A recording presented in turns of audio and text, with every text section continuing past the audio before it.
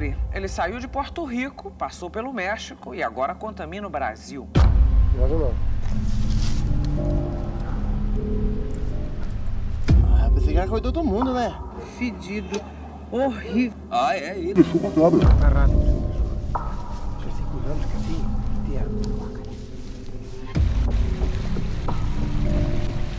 Eu percebi, eu tava pluma aqui. 2 porcos, apareceu 2 porcos mortos, os 7 cachorros, o leitão. A vaca do Zé Miranda apareceu com um buraco, morta com um buraco no pescoço.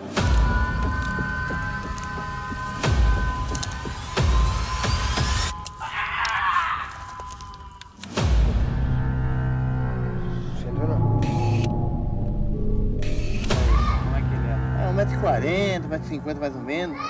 Andava mais ou menos assim, ó. É uma das ovelhas atacadas. Ela perdeu as 2 orelhas. Elas morreram tudo. 7. Morreram? Morreram no mesmo dia.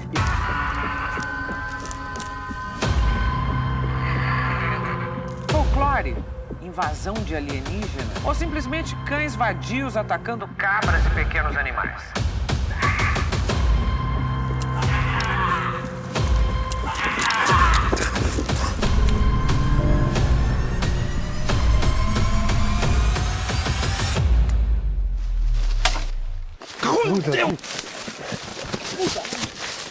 Ei, va, corre fuori, schia, va!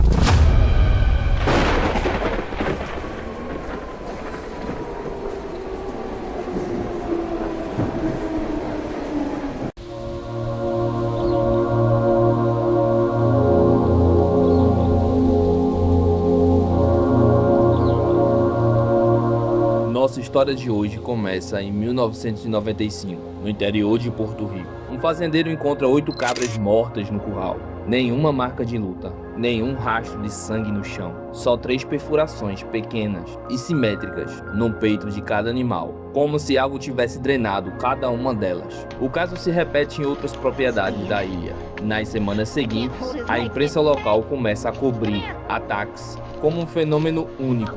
Em agosto daquele ano, um programa americano leva a história à televisão nacional e o efeito é imediato. Programas latinos entraram na cobertura quase ao mesmo tempo. Em poucos meses, relatos idênticos começaram a pipocar pela Flórida, Venezuela, na Colômbia e até aqui no Brasil, cada um jurando ter visto, ou pelo menos ouvido, a mesma criatura. Curiosamente, não foi a primeira vez que Porto Rico registrou algo assim. Já em 1975, perto da cidade de Moca, moradores relataram um predador parecido com morcego atacando o gado na região. 20 anos antes do nome chupa-cabras sequer existir. Na época, ninguém deu ao caso a atenção que ele receberia depois. E você, lembra da onda do chupa-cabra nos anos 90? Comente aqui embaixo, contando onde você estava quando ouviu falar pela primeira vez na criatura. Deixe o like e se inscreva, isso faz toda a diferença para o canal continuar crescendo. Se hoje quase todo mundo imagina os chupa-cabras do mesmo jeito, bípede, de olhos grandes e vermelhos, fileiras de espinhos na coluna, é por causa de uma única testemunha. Madeleine relatou ter visto a criatura parada em frente à sua própria casa, em agosto de 1995. Um artista local desenhou um esboço a partir da descrição dela. E foi essa imagem que se espalhou por jornais, programas de TV e mais tarde por toda a internet.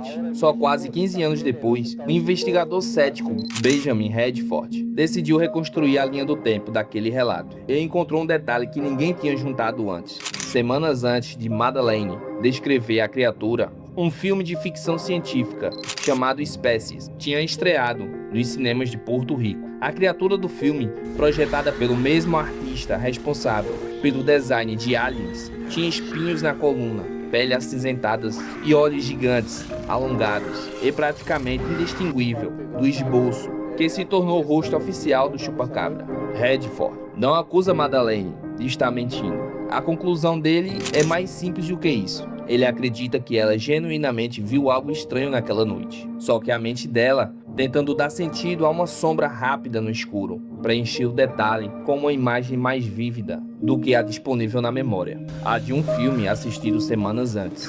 Enquanto a versão porto-riquenha do chupacabra segue sendo um desenho e um punhado de relatos, no Texas, no início dos anos 2000, começaram a produzir algo bem mais concreto: cadáveres. Em agosto de 2004, o fazendeiro Devon atira em um animal estranho que vinha matando suas galinhas. Um bicho de 20 quilos, sem pelo nenhum, com a pele azulada. Zoológicos da região não conseguem identificá-lo de cara e a criatura ganha um apelido próprio: a fera de Elmondorf. Testes de DNA da Universidade da Califórnia chegaram a uma conclusão bem menos exótica: um coiote, com um caso avançado de sarna. 3 anos depois, em 2007, é a vez da cidade de Cuero, no Texas. A criadora de animais, Philips, vinha perdendo galinhas há semanas.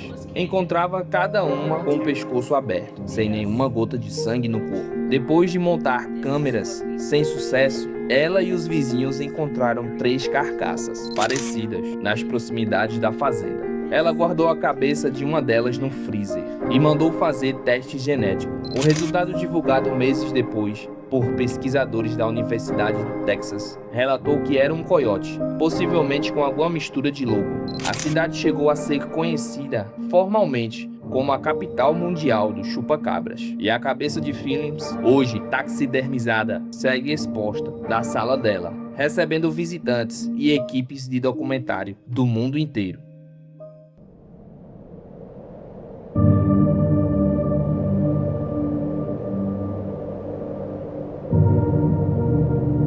O Brasil não ficou de fora dessa onda. Pelo contrário, em 1997 e 99, o país teve uma onda de relatos mais intensas de toda a América Latina, só atrás de Porto Rico. Tudo começa no interior de São Paulo e do Paraná. Por volta de 1997, cidades que passaram a registrar galinhas e ovelhas e até bois mortos, com ferimentos que os próprios veterinários da época tinham dificuldade de explicar. Um jornalista que cobriu alguns casos contou que os animais pareciam destroçados, praticamente sem perda de sangue visível no local. O mesmo padrão relatado anos antes em Porto Rico. Um dos casos mais detalhados aconteceu em 99, em um sítio em Araçoiaba, na região de Sorocaba. Um homem chamado Vanderlei dos Santos e sua esposa afirmou ter visto luzes estranhas no céu durante a madrugada, e na manhã do dia seguinte, porcos na propriedade apareceram mortos, com perfurações no corpo. No dia seguinte, outros porcos foram encontrados, espalhados em um raio de 50 metros dali.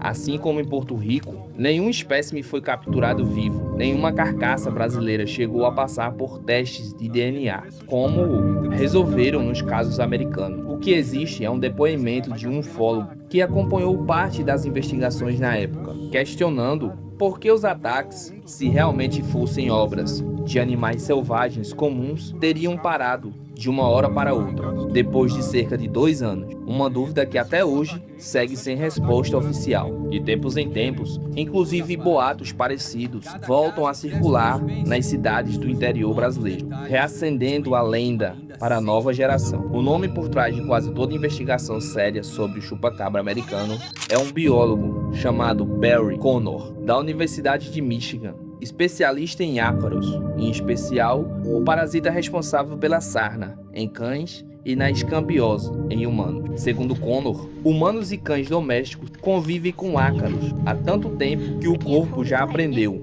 a conter a infecção antes que ela saia do controle. Coiotes e outros cães selvagens não têm o mesmo histórico evolutivo. Quando um ácaro se instala em um coiote, o resultado é devastador. Perca quase total de pelos no corpo, pele engrossada, enrugada, vasos sanguíneos contraídos, um focinho que parece se alongar conforme a pele se encolhe ao redor da mandíbula. Ao animal, uma cara de monstro. Outro detalhe que ajuda a fechar o quebra-cabeça é que um coiote nesse estado fica fraco demais para caçar coelhos ou veados. Num ritmo normal, fica mais fácil e rápido atacar um galinheiro.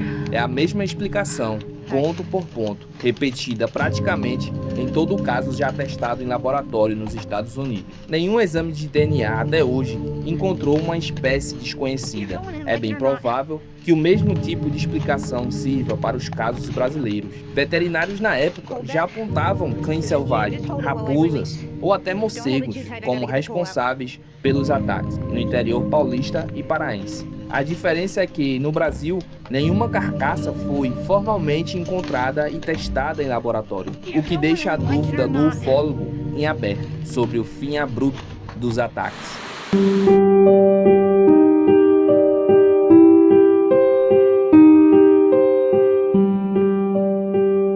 Mesmo com tanta evidência da ciência na mesa, o chupa-cabra segue sendo um território fértil para teorias alternativas. E talvez, justamente por isso, ele nunca tenha desaparecido de vez. Uma das versões mais populares liga a criatura a experimentos genéticos conduzidos pelo governo dos Estados Unidos, supostamente na base naval de Roosevelt, em Porto Rico, um animal de laboratório que teria escapado durante um furacão. Não existe nenhum documento ou evidência concreta que sustente essa teoria, mas ela se apoia inteiramente na desconfiança histórica da população em relação às instalações militares americanas. Outra linha de pensamento bem mais especulativa propõe uma origem alienígena, um animal de estimação extraterrestre ou algum tipo de sonda biológica usada para coletar amostras de sangue do gado. Jornalistas como Martin, autor de um livro sobre o tema, chegaram a levantar até a hipótese de cultos usando os ataques como fachadas para rituais próprios. Dos temas que essa série já cobriu, o chupa-cabra é sem dúvida o mais resolvido. Não sobrou muita margem para especulação. O roxo que o mundo inteiro aprendeu a temer nasceu de um filme de cinema, assistido semanas antes de um relato viral. A cada carcaça encontrada nos Estados Unidos voltou do laboratório com o mesmo diagnóstico: coiote, sarna, DNA sem mistério nenhum. E ainda assim, a cabeça que Finis guardou naquele verão de 2007 continua sendo exposta na casa dela, recebendo visitas, não porque ela discorda da ciência, mas porque para ela milhares de turistas já passaram por ali. A explicação nunca foi o ponto. O ponto é ter alguma coisa para mostrar. Talvez o chupa-cabra seja o experimento mais honesto que essa série já encontrou sobre como o mito nasce de verdade. Ele não veio de uma floresta antiga, ele não veio de uma lenda indígena secular. Ele nasceu em uma tela de cinema, virou notícia, virou pânico, e décadas depois, uma cabeça empalhada segue na prateleira de uma sala de estar. Isso prova que às vezes não é a criatura que sobrevive, é a imagem dela.